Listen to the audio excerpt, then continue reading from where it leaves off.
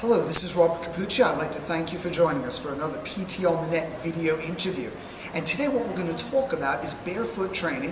What's the scientific rationale, the implications, application, and of course the benefits for our population, whether we're doing one-on-one training, small group, or group exercise. And joining us in this conversation is international presenter and the creator of the outstanding program, Willpower and Grace, Stacey Lei Krauss. Hi, Bobby. Hello, Stacey.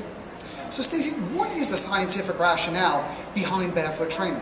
Well, Bobby, we walk into the gym and we train our bodies a few different ways, right? We train for strength and endurance, flexibility, and neuromuscular coordination.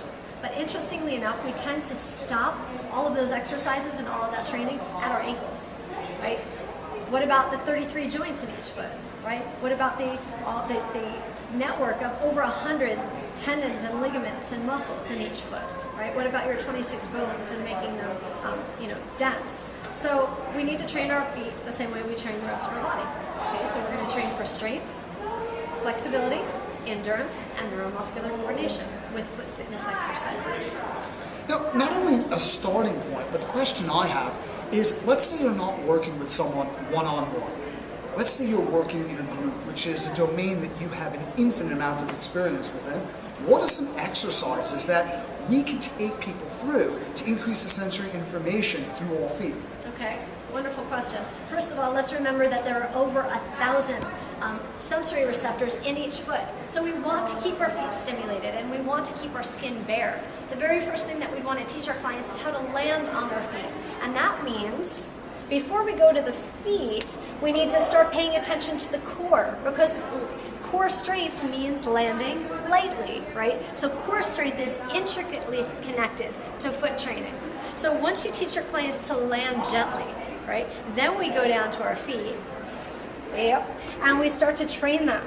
So a couple of the exercises that you can practice are the toe lift, okay? So after you do about 16 to 20 toe lifts, guess what? They're going to be fatigued. So now you're building endurance and strength. Okay, holding the toes up and spreading your toes as wide as you can, right? Because the wider your base of support, the better your balance will be. So spreading your toes wide, adding a flexibility element to your foot fitness program.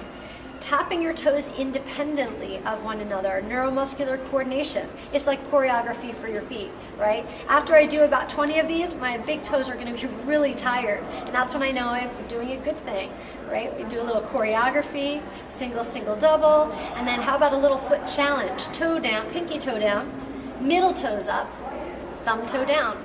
I'd like to see you do that at home. Then we need to pay attention, of course, to the ankles, right? Developing flexible strength in your ankles, both in the sagittal plane and in your frontal plane, creating flexible strength to enable us to move in all planes of motion, right? And then finally, this is my favorite exercise and one of the most important, I think. The most important architectural structure, in my opinion, in our body is the arch, right? Architecturally sound, but not always well supported, because many of us have fallen arches, right? Or weak arches. So when we grip with our toes, and it's different, it's not pulling under, it's actually gripping with your toes, you might actually see that arch lift up. It really requires an awful lot of neuromuscular coordination, right? In the beginning, our clients might not feel it or think about it, so you might want to put your finger underneath their arch and have them offload off your finger. Eventually they'll get it, and their arch will start to lift up. Let's get rid of the orthotics.